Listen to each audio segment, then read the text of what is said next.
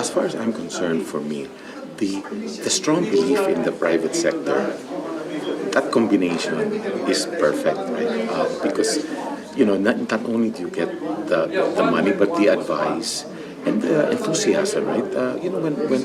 When you have the private sector that is just so happy and so excited because you give them the time.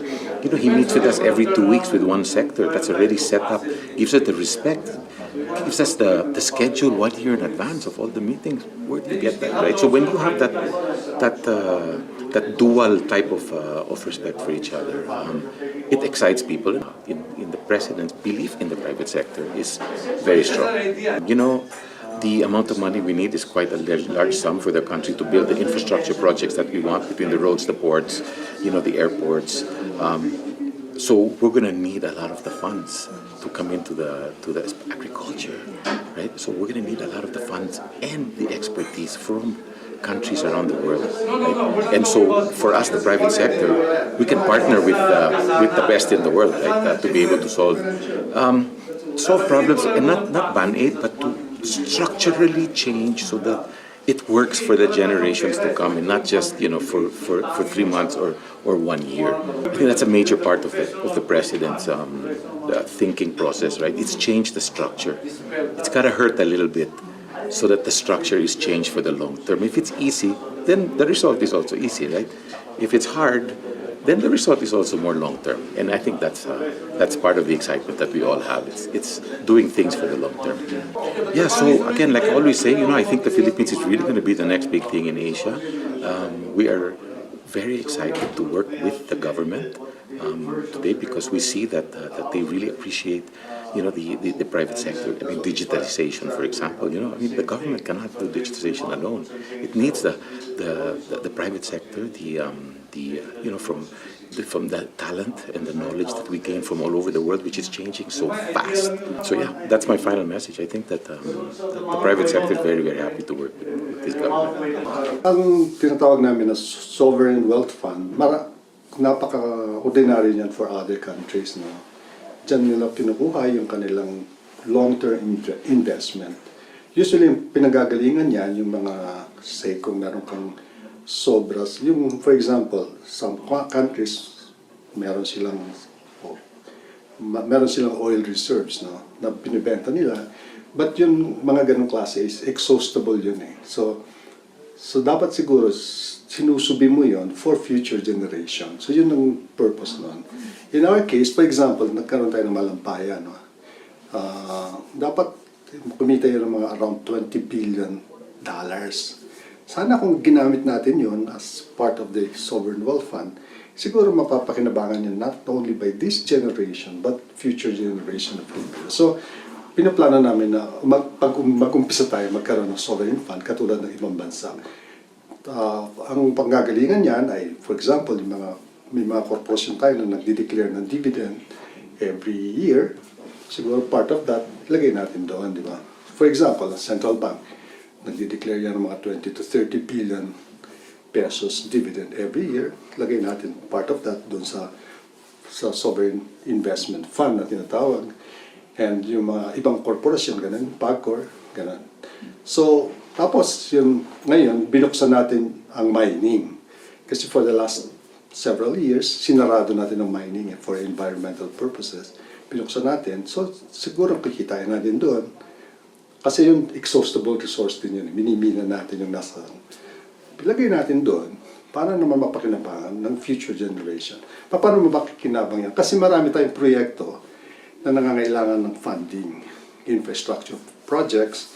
Pinanghihiram pa natin ng pera yun eh. From Japan, China, IMF, asa World Bank, ADB.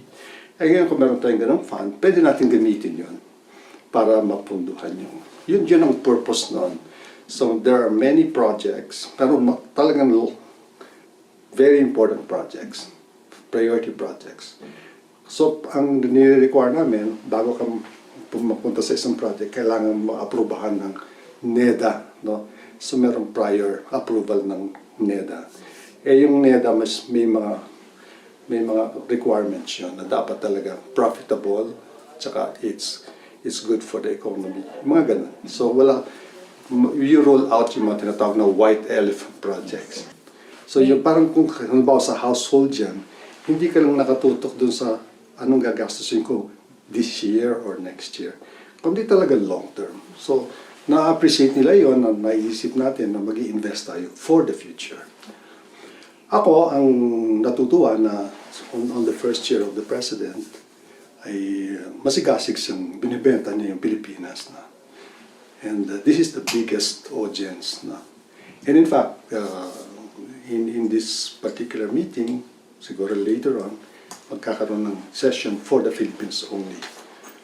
Lagi ko sinasabi na this is our moment. Talagang we have a nice story to tell, and it's just a matter of implementation para gumanda talaga ang buhay ng Pilipinas at ng mga Pilipino. Galing po ako sa dialogue kahapon at masasabi ko na marami pong nagiging interested, marami pong interesado sa Pilipinas at syempre po sa Wealth Fund. Dahil ito ay isang pondo na nakikita nila na magagamit natin para lalong bumilis ang development ng ating bansa. And of course, as investors, gusto rin nila makita na active tayo sa infrastructure at sa mga products or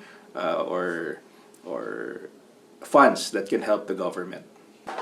Ito pong wealth fund nakaka-generate ng income. So hindi po ito cost, ito po ay isang investment. At meron po tayong mga assets na nakaka-generate din ng government ng income, pero hindi na ma-maximize yung income. So through the wealth fund, magkakaroon ng additional income and fiscally mag-improve yung fiscal situation ng ating bansa.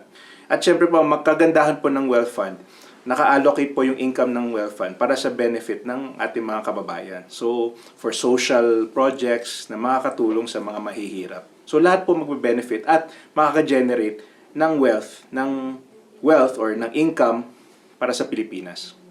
Asahan nyo po na lalong dadami po ang investment sa ating bansa.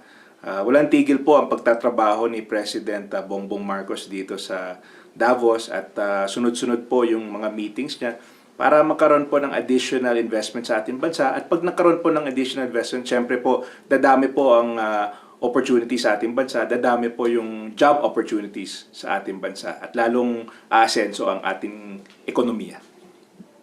Pag-attend ni PBBM dito sa Davos World Economic Forum ay napakahalaga because makakausap niya ang mga leaders ng industries, no? Napaka-importante na pag-usapan yung mga proyekto natin sa infrastruktura, no? Mag-invite tayo ng mga investors, no? And isa nga ito sa mga napag-usapan namin kagabi doon sa isang dinner, no? Na nandoon yung CEO ng mga big companies, not only in Asia but in Europe. Impressed sila, no? Especially yung kagabi mga kausap namin when we told them that our economy is growing at the rate of 6.5 to 7%. No? Me personally, I was able to share with Mr. Tony Blair, no?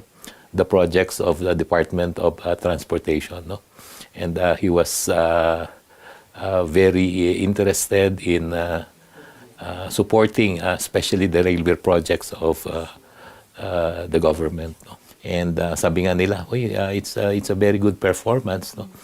And they hope that we will continue that good performance of the country. After ng WEF, no, we are expecting that we will be able to implement the programs of the department, no?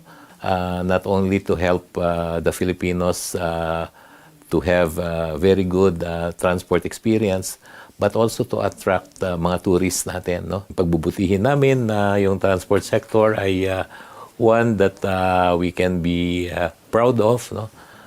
For the good of the passengers and for the good of tourists that will visit the Philippines. No?